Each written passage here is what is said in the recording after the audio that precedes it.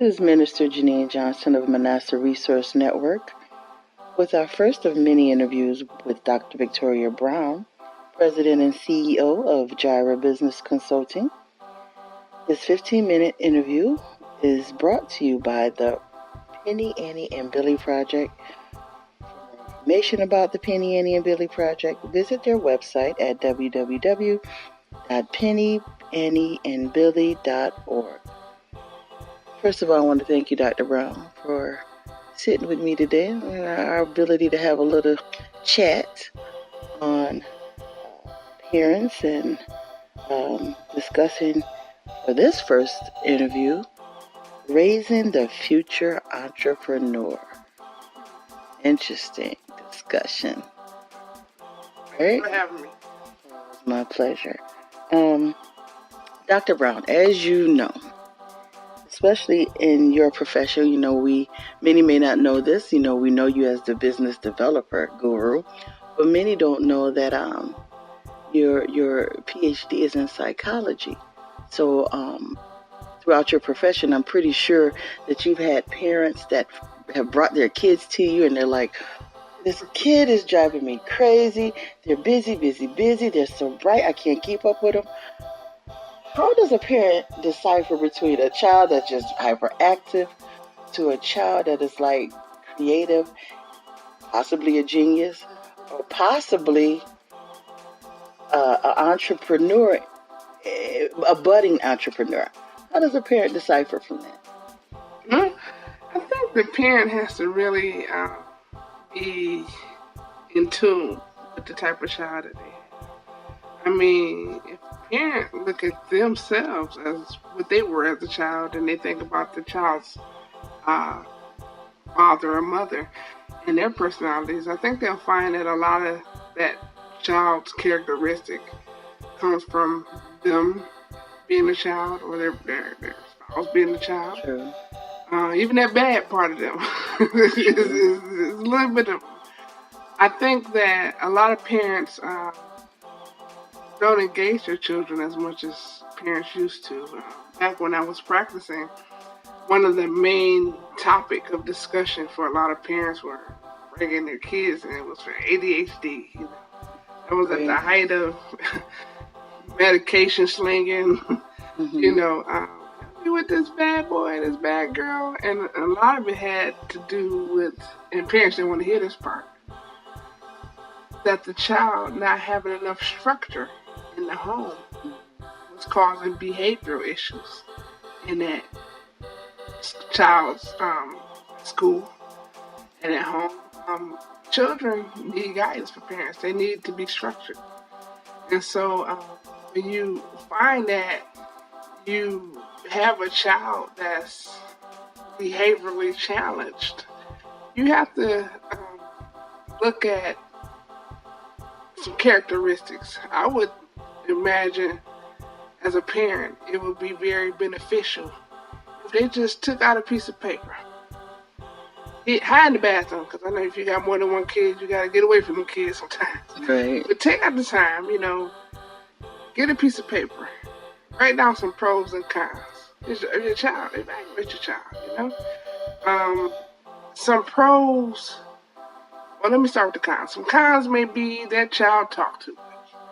That child always getting into something. That child is always asking questions. Then you write the pros. Some of the pros are that child talk too much.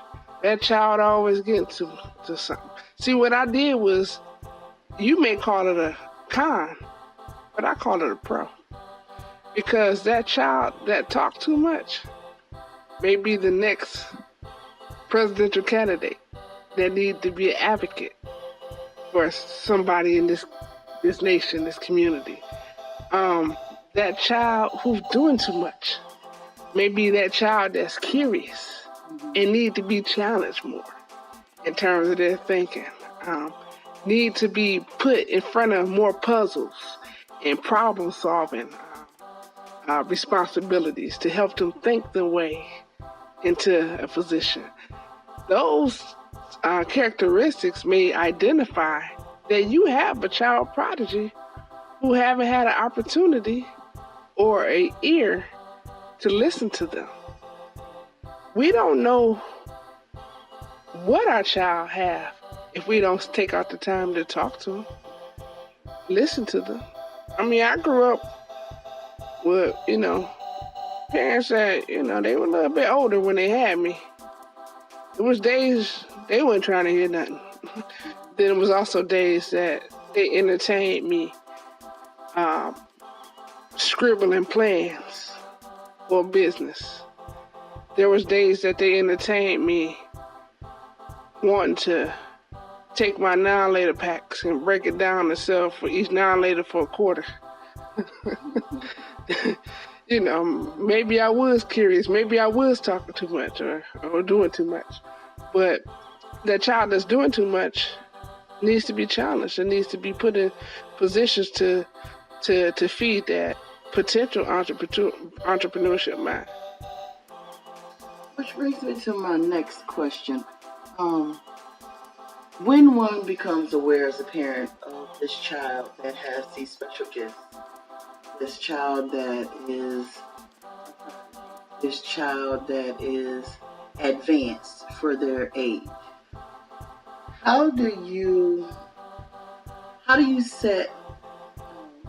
infuse safe limitations on the child without fearing you may be stunting their creativity, or you're preventing them from fully flourishing and developing, or you're preventing them from being at that advanced level that they are? I know at times parents may be either too strict, very lenient, or some may be in the middle. But what steps should be taken, or how do they make themselves aware of the limitations that they need to put on this child? I think it all goes back to structure. Do you have a consistency with your child? Is there a set time that you go to bed? Is your child going to bed the same time at night? Or is that child telling you what time they're going to bed at night? Are you busy doing something that you can't set a ritual with your child to go to bed at night? I think some of these kids that's, a little over hyperactive may have diets that are not being taken account to. What you feeding that kid at 8 o'clock? Are you just now giving them that dinner at 8 o'clock? 9 o'clock? Did you throw McDonald's in your child's body and expected them to be a compliant young man or young woman at 7 o'clock in the morning when it's time to get up for school? Did you send that child off to school without a warm breakfast? I didn't say a breakfast. I said a warm breakfast. Did you pack that child a lunch full of processed food? Did you allow the school district to give your child a lunch full of processed food? See, we can look and point at the child all day, but what did you do? So I guess that goes back to be a parent. Be a parent to your child. Be a parent. It's okay to be a parent to your child because they are, after all, children. So every child needs structure. Every child needs structure. And I think every parent needs structure. Yeah, that's true. We gotta, because we gotta look at both sides of the coin. That child having a behavior issue. Then we gotta also look at the fact that the parent may have a behavior issue, that need to be addressed too as well. Yeah. So we can't just always place the blame on that child. And we always can't place the blame on daddy. And we always can't place the blame on mama. This is a child. We the village. We need to deal with this child. That psychologist, that teacher, but most importantly, that parent. You're your child's first teacher. Before he or she went to Mrs. Jones' classroom, he or she was in your classroom. How did you teach him? My mother used to tell me, I'm going to whoop you at home. So when we get to the stove, You won't embarrass me. I won't have to whoop you in public because I whooped you at home. So I won't have to have issues with educating you in the school district if I started my first education process at home. Structure. It goes back to structure. My next question is mainly geared towards the parent, because as a parent you want to, and my question is, what type of things or programs as parents should be explored in order for them to nurture their future genius, future entrepreneur? Well, if the question is what type of things, program, educational ventures, what should they do so that they can provide the best nurturing environment, aside from the limitations, but their nurturing environment, should they get involved in? Should they look into finding programs for the kids and the programs for themselves? You know, because like I said, you want to do the best as you possibly can for your child, but you also want to make sure that you're not depleted in the process, because you want to be your best for your best. You know, so what should they explore? What types of things should they explore? Well, there's tons of programs out there. I mean, community specific. Everybody lives everywhere all over the world. We got to take account that certain economic groups don't have access to as much resources as other economic groups. So to answer that question, we got to look at first programming at home, because some parents can't afford to put their children in after school program. Some parents are in the shelter, unfortunately. Some parents are in high responsibility jobs, and they can't, spend as much time as they probably would like to with their children.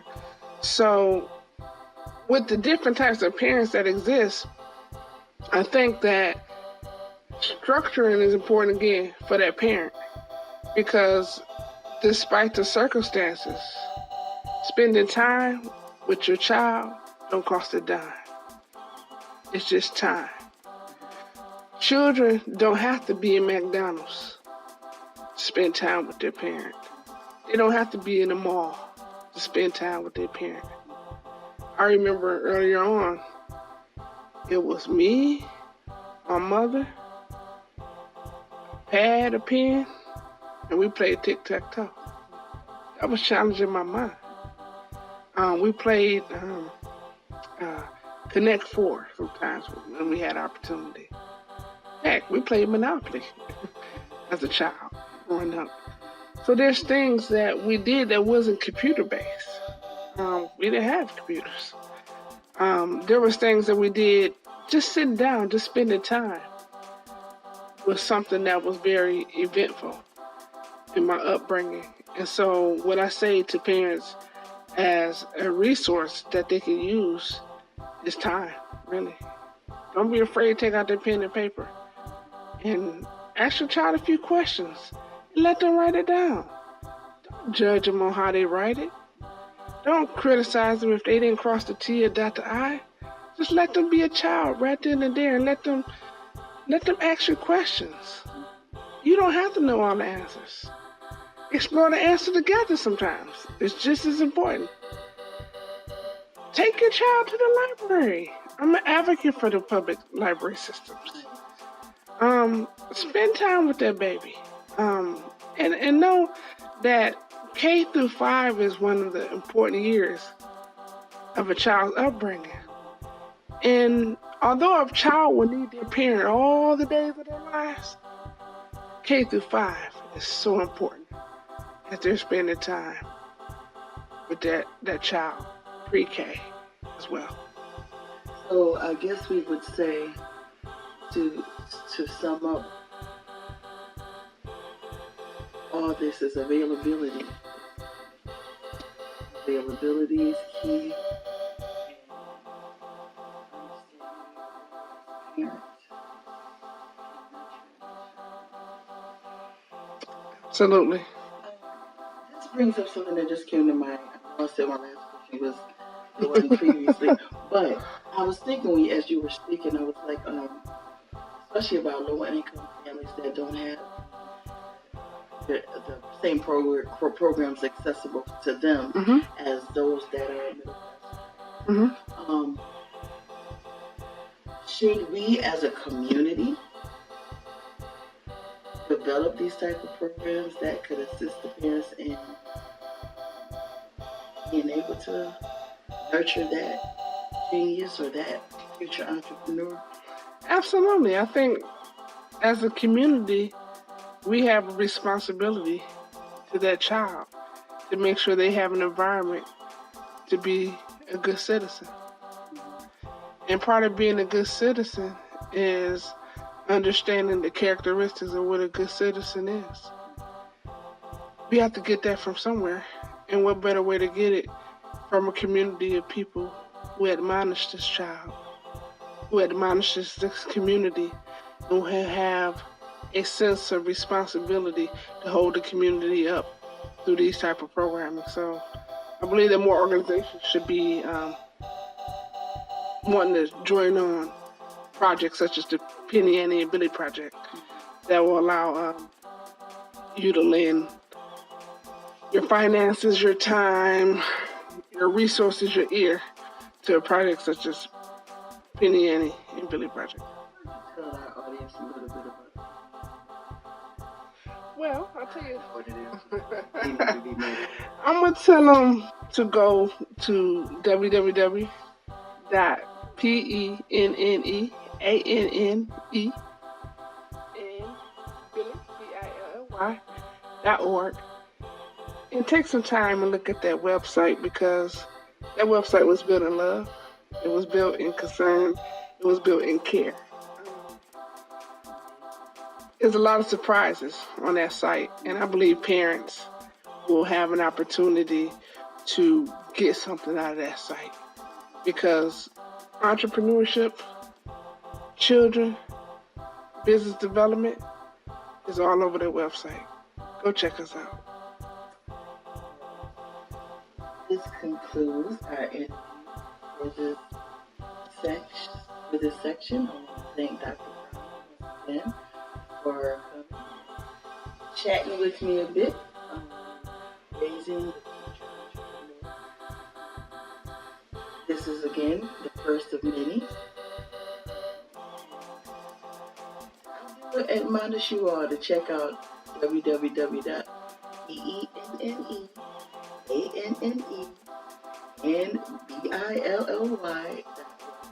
And you definitely would be surprised. This is something that is going to provide tools, resources, and a greater understanding of the needs within our community. Thank you all. See you next time.